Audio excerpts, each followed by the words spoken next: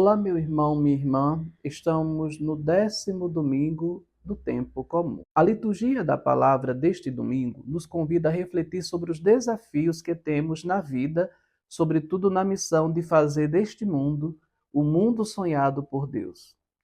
A imagem do mundo sonhado por Deus nós a encontramos no livro do Gênesis com a ideia do paraíso. Cabe pensar: quais são os nossos maiores desafios hoje na construção de um mundo melhor? Onde esses desafios se encontram? Na família, na comunidade, na sociedade ou dentro de cada um de nós? Com esses questionamentos e outros que possam suscitar nos textos de hoje, mergulhemos na liturgia da palavra e vejamos o que ela nos aponta e que respostas ela nos traz. A primeira leitura é do livro do Gênesis. Temos neste texto o pecado de Adão e Eva, que, seduzidos pela serpente, comeram do fruto proibido. Ao comer do fruto da árvore proibida, eles acessaram o mundo do pecado, simbolizado na vergonha da nudez e na necessidade de provisão de coisas e situações para as necessidades criadas desde então. Surgia assim uma busca desenfreada de bens que seriam insaciáveis. Essa passagem com linguagem simbólica trata da desobediência a Deus e das suas consequências. Quando desobedecemos a Deus, entramos num mundo de tentações, de maldades, de coisas e situações que nos deixam nus, limitados, vulneráveis e reféns de um sistema que nunca nos deixa satisfeitos. Essa situação relatada no Gênesis desencadeia a desarmonia entre as pessoas e o meio em que vivem, rompendo assim com a proposta do paraíso e colocando a humanidade no mundo de competições e sofrimentos, no mundo de concorrência, rivalidades e tentações que vão cada vez mais desviando o projeto de Deus e distanciando de nós o paraíso. Tendo diante de nós esse quadro apresentado na primeira leitura, podemos olhar o nosso mundo, nossa sociedade, os espaços onde vivemos. Percebemos que essa relação desencadeada no Gênesis não tem fim. Vivemos num mundo onde dificilmente alguém assume a culpa das coisas erradas que faz. A culpa é sempre do outro. No Gênesis, o homem coloca a culpa na mulher, a mulher colocou a culpa na serpente e a serpente tornou-se o símbolo do mal, o bode expiatório da desobediência. Porém, independente de quem foi o culpado, todos pagaram pelo erro. É assim mesmo que acontece quando alguém erra, embora se jogue a culpa em algo ou em alguém, todos ou muita gente sofre as consequências do erro.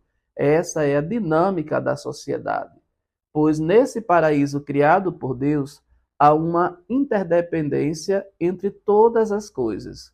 Quando algo é violado, quebrado ou desrespeitado, as consequências deste ato repercutem muitas em outras coisas. Vejamos o exemplo do desequilíbrio ecológico. Quando alguém destrói uma área verde, desmatando-a, todo o ecossistema sofre com este ato aparentemente isolado. O mesmo ocorre com as enchentes e inundações. Aquele objeto jogado na rua junta-se a milhões de outros objetos, entupindo bueiros, canais e poluindo os rios. O resultado desse catastrófico é nós nem percebemos que colaboramos com ele de alguma forma. Quando vemos acontecer desmoronamentos de encosta, soterrando famílias inteiras ou enchentes que arrastam casas, desabrigando e desalojando pessoas, colocamos a culpa no governo, que não faz nada, ou das famílias que vão morar nas áreas de risco. Mas esquecemos que isso é resultado da pobreza e do comprometimento de todas as pequenas e grandes ações, sobretudo na erradicação da miséria. Deste modo, o livro do Gênesis vem nos mostrar que continuamos a cair na tentação das serpentes de nossos tempos, e depois queremos colocar a culpa nos outros. Jesus, no Evangelho de hoje, busca expulsar os demônios que continuam a possuir muitos de nós, mas encontra dificuldade até mesmo entre seus familiares que o acusam de louco. Loucura mesmo é ver o mundo e as pessoas se destruindo e não fazer nada. Loucura é se acomodar diante de tantas tragédias, frutos de desrespeito e desobediência a Deus. Loucura é colocar a culpa nos outros e se isentar das situações que dizem respeito a todos. As acusações sofridas por Jesus são as mesmas que sofrem hoje todos aqueles que querem recuperar a ideia do paraíso, do reino de Deus sonhado com um mundo melhor, mais justo, onde as pessoas tenham direito a uma vida com qualidade e dignidade. Em nome do ser, do ter e do poder, as pessoas são tentadas e caem nas armadilhas que depois vão prejudicar não apenas a elas, mas a muitos.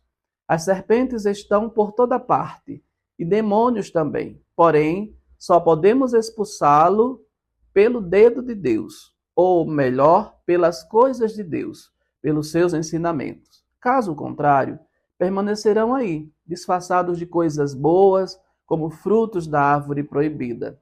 Neste evangelho, Jesus alerta que só pode fazer o bem quem é do bem. Satanás não pode expulsar Satanás. Quem está envolvido com o mal não pode fazer o bem. É preciso livrar-se primeiro do mal para poder fazer o bem. Por essa razão, não podemos nos vender por propostas aparentemente boas. Se elas têm origem do mal, não poderão ser boas. Por exemplo, não basta uma mineradora doar leite para as famílias carentes das áreas exploradas se ela continuar a poluir com mercúrio e outros metais pesados os rios onde essas famílias tiram seu sustento. Uma suposta boa ação não justifica um erro ou um mau procedimento. É preciso corrigir para depois fazer boas ações. Outro alerta importante que Jesus faz nesse evangelho é sobre as brigas internas nas famílias e até mesmo na comunidade. Onde há muitas brigas internas, há também divisões. E onde há divisões, há enfraquecimento, e tudo que enfraquece corre o risco de morrer. Muitas famílias se desmantelam por causa das contendas internas. Muitas comunidades não crescem ou até desaparecem porque houve discórdias e divisões entre os seus membros. Vimos na primeira leitura de hoje a origem do desmantelamento do paraíso, a partir das divisões geradas pela desobediência a Deus. Quem quer seguir os seus próprios interesses sem pensar nos demais, acaba por gerar situações prejudicando a muitos. Para que isso não venha a ocorrer, ou para que tenhamos força para vencer as dificuldades quando estas aparecem, é preciso obedecer a Deus. Obedecer a Deus e colocar em prática a sua palavra. É isso que nos pede a última parte do Evangelho, quando diz que sua mãe e seus irmãos são todos aqueles que fazem a vontade de Deus. Fazer a vontade de Deus, meu irmão, é o caminho para reconstruir o paraíso, ou seja, para a construção de um mundo melhor. Esse ensinamento nós o encontramos também na segunda leitura de hoje, da segunda carta de São Paulo aos Coríntios. Nessa carta, o apóstolo fala porque acredita, porque crê na palavra de Deus e a transmite com firmeza e fé. Deus é o único capaz de transformar as situações de morte em vida. Se ele é capaz de ressuscitar a Cristo, ele ressuscita também a nós. Portanto, Deus é capaz de reverter esta ordem injusta, esse mundo dominado pelas tentações. Basta crer e agir que as coisas podem mudar. Diz Paulo, em outras palavras, não podemos perder a coragem. Embora nosso físico desfaleça ante as dificuldades deste mundo, há dentro de nós uma pessoa interior que vai se renovando a cada dia pela graça de Deus. Quem confia, sente essa renovação e não esmorece diante das dificuldades. Pensemos nisso e o Senhor nos abençoe neste domingo, que possamos ser pessoas novas para construir um mundo novo. Deus te abençoe.